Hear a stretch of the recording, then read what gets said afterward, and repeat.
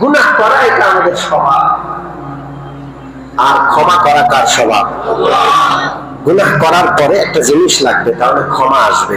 সেই জিনিসটার নাম কি? তওবা। জোরে বলেন কি নাম? তওবা করবো, ক্ষমা এসে যাবে।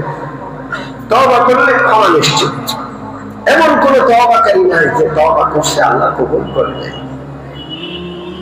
বুখারী এবং মুসলিমের হাদিসে আছে, বনি ইসরাইলের এক ডাকাত, বনি ইসরাইলের এক হত্যাকারী, এক নাফরমান, এক জালেম 99 জন মানুষকে হত্যা করেছে। জোরে বলেন কতজন?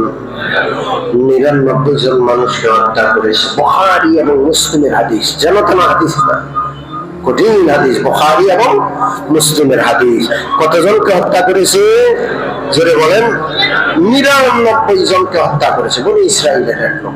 আল্লাহ রাসূল বলছেন 99 জনকে হত্যা করার পর মনে মনে অনুতপ্ত হলো, মনে মনে লজ্জিত হলো, কি কামটা করলাম, কি অন্যায়টা না করলাম, এতগুলো মানুষকে আমি হত্যা করলাম। মনে মনে তওবার চিন্তা করে তার এলাকার আবেদের কাছে গেল।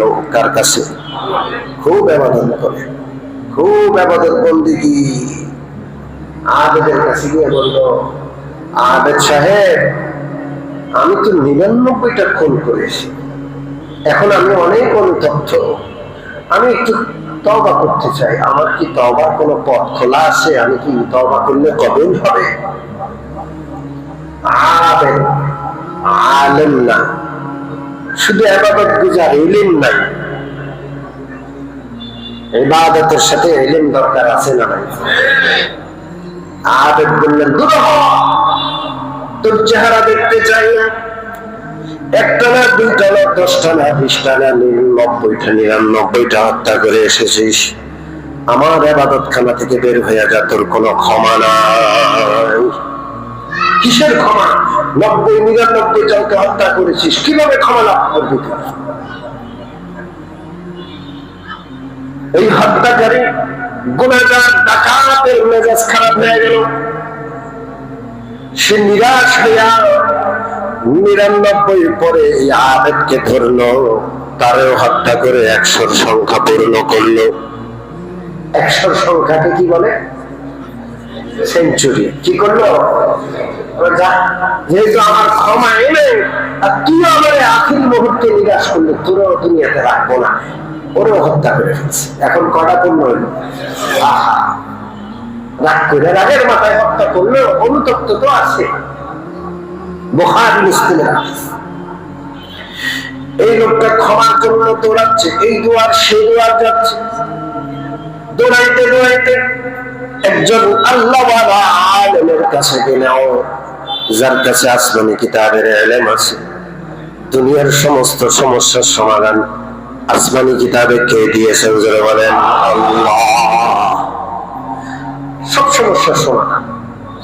যাদের কাছে সমস্যার সমাধান নাই, তাদেরকে সমস্যার সমাধানের জায়গায় আর ক্ষমতায় বসাইছে জাতি। সমস্যা কি সমাধান হবে না আরো বাড়বে?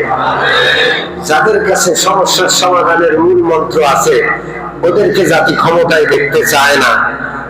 সমস্যার সমাধান হবে? জোরে বলেন। গণতন্ত্র দিয়া সমস্যার সমাধান হবে? অসম্ভব,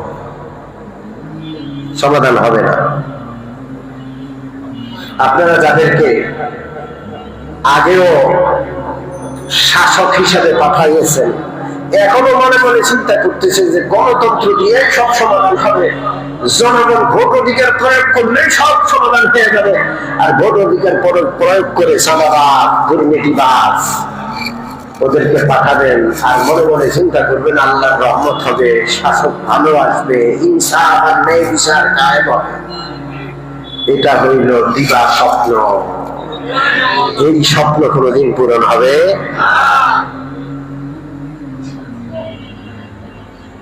এই লোক তালাশ করতেছে কার কাছে গেলে সমাধান পাবে। সব সমস্যার সমাধান আসমানি কিতাবে আছে।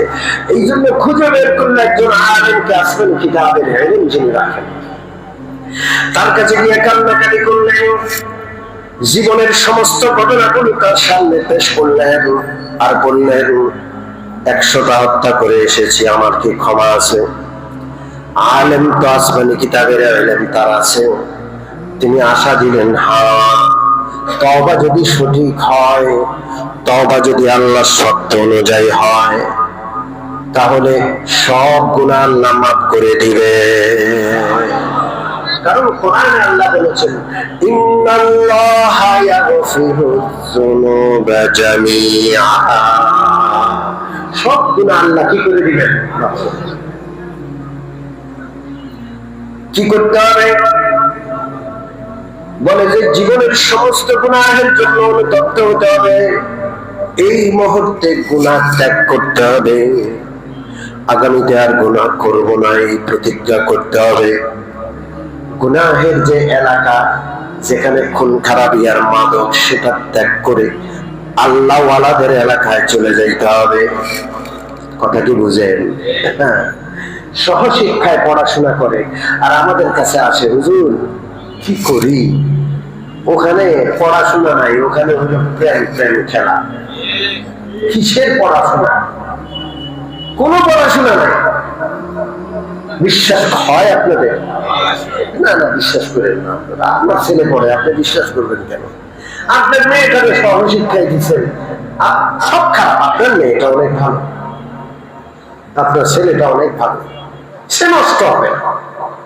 বিশ্বাস করেন, গুনাহের পরিবেশে থাকাও হারাম।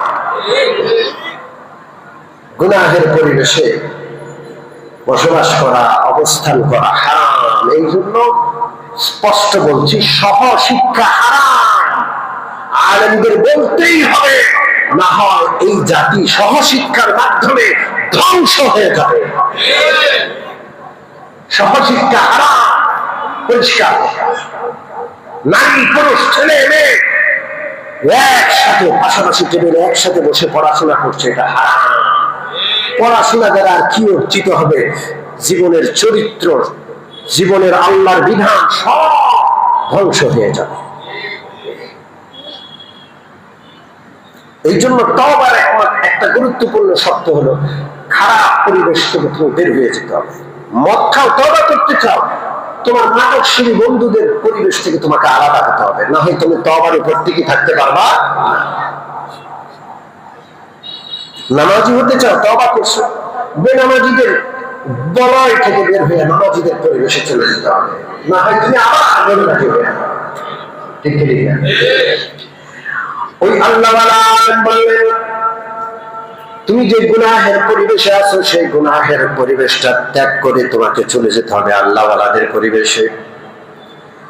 ওই ব্যক্তি গুনাহগারদের পরিবেশ ত্যাগ করে আল্লাহওয়ালাদের এলাকার দিকে রওনা করেছে। যেই মাত্র রওনা করেছে, কিছু দূর যাওয়ার পর আল্লাহর কি হুকুম, মালাকুল মউত হাজির। কে হাজির? মালাকুল মউত। আল্লাহ, বুখারী শরীফের হাদিস, আল্লাহর নবী বলেন, আযাবের ফেরেশতারাও আসছে জান কবজ করার জন্য, রহমতের ফেরেশতাও আসছে। আযাবের ফেরেশতারা বলে, এই লোকটা তো গুনাহগার, 100টা হত্যা করেছে, তওবা করেছে, কিন্তু এখনো তওবা পূর্ণ হয় নাই, এখনো আল্লাহওয়ালাদের এলাকায় সে গিয়া পৌঁছে নাই। অতএব আমরা যারা আযাবের ফেরেশতা, তার জান কবজ করব। রহমতের ফেরেশতারা বলে, সে তো তওবার নিয়ত করেছে, নিজের এলাকা ত্যাগ করে আল্লাহওয়ালাদের এলাকার দিকে রওনা করেছে। অতএব সে যেহেতু রওনা করেছে, সে নেককারদের পথের পথিক হয়ে গেছে। আমরা রহমতের ফেরেশতারা তার জান কবজ করব। আযাবের ফেরেশতা রহমতের ফেরেশতাদের মধ্যে ঝগড়া। বড় আজব, বুখারীর হাদিস, কোনো কল্প কাহিনী না। ফেরেশতারা আল্লাহ রাব্বুল আলামিনের অভিমুখী হলে আল্লাহর কাছে পেশ করলেন, আল্লাহ, এই লোকটার জান কারা কবজ করবে? আল্লাহ রাব্বুল আলামিন ফেরেশতাদেরকে বললেন, জমিন মাপ দাও, দেখো সে কতটুকু অগ্রসর হয়েছে। যে এলাকায় থাকতো গুনাহগারদের এলাকা, সে এলাকার নিকটবর্তী নাকি যে এলাকায় যাওয়ার জন্য রওনা করেছে আল্লাহওয়ালাদের এলাকা সেখানে নিকটে চলে গেছে? মাপ দিতে বলছেন, মা। আল্লাহ, হাদিসে আছে সে এখনো এক হাত দূরত্বে রয়েছে, একটু দূরত্বে রয়েছে, অর্থাৎ সে এখনো গুনাহগারদের এলাকার কাছাকাছি রয়েছে, নেককারদের এলাকা থেকে এক হাত বেশি দূরত্বে রয়েছে। কিন্তু সে যেহেতু মালাকুল মউত উপস্থিত, চূড়ান্ত দুর্বলতা, সে চলতে পারছে না, মাটিতে হামাগুড়ি দেওয়ার চেষ্টা করছে, হামাগুড়িও দিতে পারছে না, মাটিতে হেঁচড়াচ্ছে। তার এই চেষ্টা আল্লাহর কাছে বড় কবুল। আল্লাহ রাব্বুল আলামিন জমিনকে নির্দেশ দিলেন, জমিন, ও জমিন, নেককারদের এলাকার জমিনটা একটু ছোট হয়ে যাও, বক্তারদের এলাকার জমিনটা একটু দীর্ঘ হয়ে যাও। আল্লাহর হুকুম জমিন পালন করলো।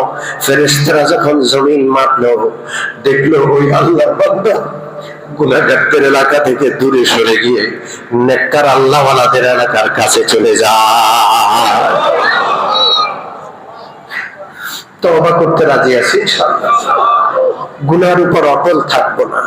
গুনাহ তো হবেই, তো প্রতিদিন তওবা করব, প্রতি নামাজে তওবা করব। আল্লাহর কাছে তওবা বড় প্রিয়। তওবাওয়ালাকে আল্লাহ কখনো নিরাশ করেন না। প্রয়োজনে আল্লাহ জমিনকে ছোট করবেন, প্রয়োজনে আল্লাহ আল্লাহর ব্যবস্থাপনাকে উলটপালট করে হলো তওবাওয়ালাকে আল্লাহ জান্নাত দিবেন। এই জন্য তওবা করতে রাজি ইনশাআল্লাহ। আল্লাহ আমাদের কবুল করেন। আলহামদুলিল্লাহি রাব্বিল আলামিন, ওয়াসসালাতু ওয়াসসালামু আলা